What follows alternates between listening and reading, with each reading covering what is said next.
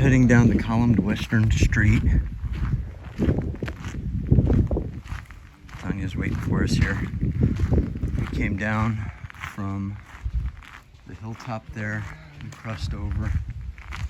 Now we're gonna walk towards the gymnasium. There's a church in here that's caged off. It's got some beautiful mosaic tiles we're gonna take a look at here. It's still the original colors, at least it was 2 years ago. So let's cross over and go check this out. And of course, what do you know? More waterways. There's piping that I know is coming down from that arch and feeding it through here. I don't know if it dead ended there, but it just, again, these guys were masters at moving water. So here we have original mosaic that I told you about.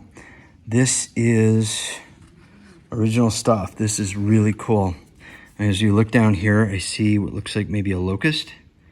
As we walk around here, there's little grasshoppers flying around. I'd imagine they were a bit, maybe bigger back then. There's some doves, owls. There's some of these are gone. I got a feeling people stole them. I see what looks like, I can't tell if it's a peacock. There's like a water bird, all kinds of different birds on the outside. And then you can see the words, the actual words that are maybe 2,000 or older from when the city was founded. This artwork is so amazing and so unique. And you can see the colors still in the altar, which tells you this is probably a church.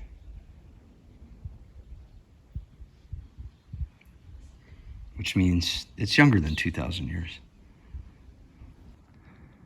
So through the arch, we're gonna go through the palaestra and gymnasium and continue this way. And what do you know? More columns. And we picked up a friend. Yeah, they talk. I talk Turkish cat and the walls. Walking down the western column street, heading towards the Hippodrome. We're walking through a lot of history. All around me, there's writing, Greek or Latin. Not really sure, but this is just absolutely amazing. Try to imagine what this looked like. It's just so absolutely cool and amazing. It's just columns everywhere. The columns over here are missing completely. They just have the bases, which means they're somewhere. They're up in the weeds, maybe. They'll find them. Everywhere you just see fascinating architecture of what these people were able to do. Not just move water, but to shape the land, shape the buildings, shape culture. And a lot of this is still in our current cultures around the world. Just absolutely amazing. As you walk down the western column street, and this is the column street for sure, you come across some bigger walls, and then all of a sudden you get a gargantuan wall that just is impressive. It's just absolutely amazing stuff. It's so cool. Not quite sure what that is yet, but I think we're gonna find out going around the corner here.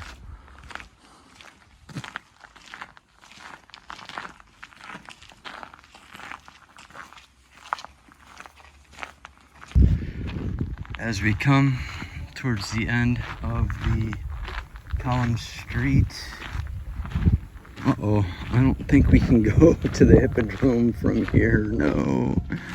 Oh, wow. What is this? I wonder if this is a fountain. This is just amazing stuff. There's a sign over here. Let's see if I can read it. Karakala Cheshmeshi, the Nephemium of Karakala. There is a door there that's closed off now. This section is closed for visit, which means we have to go all the way back. Oh no. Wonder what that was. I think actually this was the gate to the city coming in this way. This is definitely big, huge arches. Yeah, this was another entryway to the city. We are not allowed back here. I see big lizards. We found the other entryway into Perge, 2 big double arches. This is closed off. It looks like they've been doing some work back here, but we're definitely not allowed back here yet. I got a feeling they'll probably work on this, but people would have come into Perge, and what's the first thing they would have seen? The showy fountain that was right there. Absolutely incredible, absolutely amazing sight to come into here. And there probably would have been buildings up here, just pure white marble is my guess. This is the fountain people would have seen entering the city, and the water would have been flowing right out of there, and there. So that means they got water up from there, somewhere in the mountain, down and around, up through here. Yeah, go figure that one out. That's a lot of complex hydraulics. This probably would have been all covered a long time ago. And to our right, some of these walls look like the original. Some look fairly recent. But I can only imagine these were shops, traders, maybe some sort of medical people that treated things with herbs. Again, their medicine would have been very different back then. They would have had a different knowledge of the way we think about medicine. And of course, more columns, because there's columns everywhere.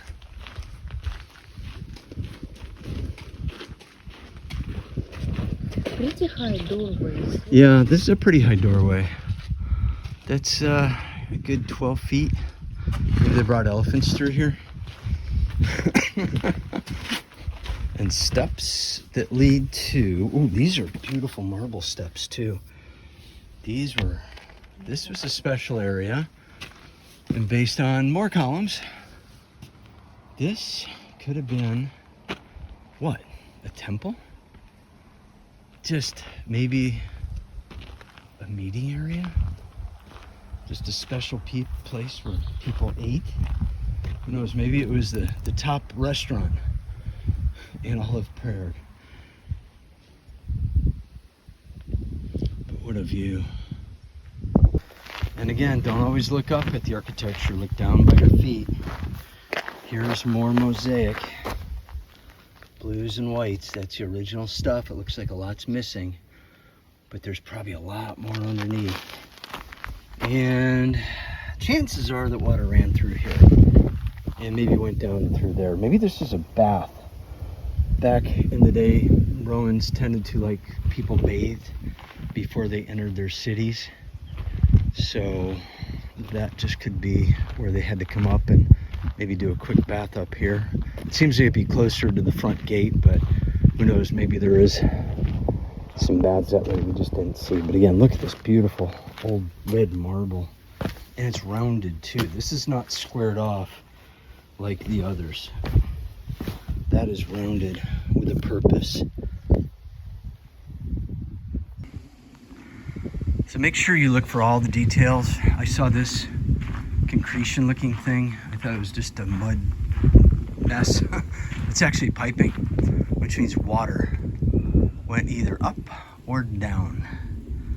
This is impressive. It may not look like much now, but I think back in the day, that was a unique sculpture with water coming and going. Again, these folks knew how to move water so effectively. You can see the original piping. That is original clay piping. And it looks like nothing. So again, when you're here and you're in ancient places, make sure you look around for the details, because the details aren't always easy to spot. And as we've been walking, I've been seeing more mosaic. And again, more mosaics. They're everywhere. I can't really see the artwork, but it's just here, there, and everywhere underneath the footing of the gravel, more modern gravel. I can see patches that you may be able to see as you walk. There's some kind of designs, squares, designs. They're everywhere. If they swept all this gravel off, this would be quite a bit. and then people would take it. So again, don't take these tiles, leave them here for other people to see. Heading out of Perge towards Hadrian's Gate. We see more ruins off to the right. And what don't we see? That's my curiosity. What don't we see? What's going? I don't know if you can see this. There's a dark hole. They have cages, a couple. This goes down 5-6 feet. I got a feeling it's a cistern, and they kept water in here. And they're pretty elaborate underground, is what I'm thinking. So you can see they have the fencing over these. I guess no manhole covers back then. But cisterns could be all under our feet. It just could be an elaborate maze. They spent decades, maybe centuries, perfecting. Hadrian's Arch. 2 years ago, we were able to go down through here. They're doing construction. You do not want to go near construction. Very dangerous. You can see from what they were doing decades ago what this looked like compared to now.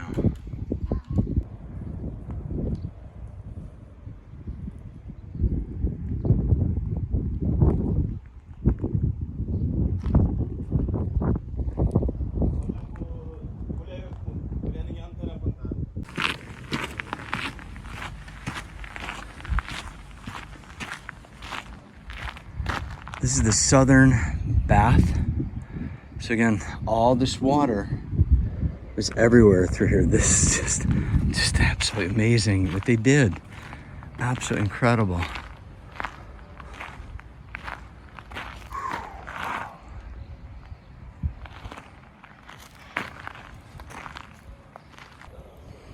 And just before we exit out of Hadrian's Gate, one last look at the Nymphium, the great bathhouse, probably where they quarried all the rocks from, way out here, and just, I'm gonna say thousands of columns.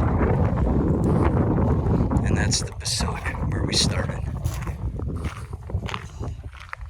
And this is the late Roman gate, they're calling it. And this is where they kept themselves entertained, the stadium or the hippodrome. And this is big. They would have horse racing, chariot racing, probably foot racing. But we're gonna get into this stadium here just down the way. Take a peek.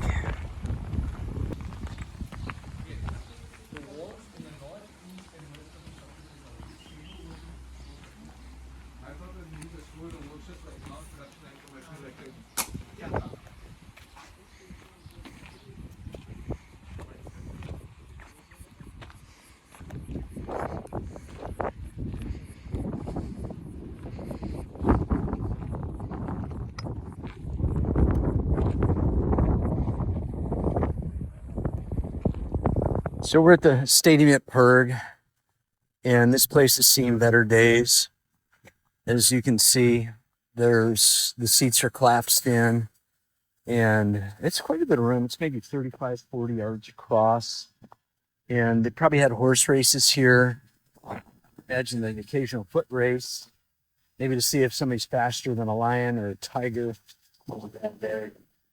But I think this was a pretty loud place for the people of Perge and had a good time. I like to think in the modern terms, bring all your kids here and let them run around for a day. That'd be a pretty good place to go.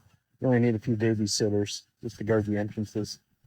And this looks like an area that, I'm not sure what they did. But again, watch your step, because it's a big fall if you're not careful. I don't know why they did that, but they dug it out. So just some thoughts I had that, I don't know if you ever thought about it. We can see what the past looks like now in the present, but what did it sound like? We hear horns, cars, motors, pumps running now, music in the background. But back then, I really wonder, what did it sound like? What did it smell like? That's one thing the internet can't give us yet. Someday. At first glance, this looks like a cemetery, but it's not for people. It's a cemetery for parts of the past. And some archaeology people are going to figure out where all those go someday. That would probably take you a lifetime.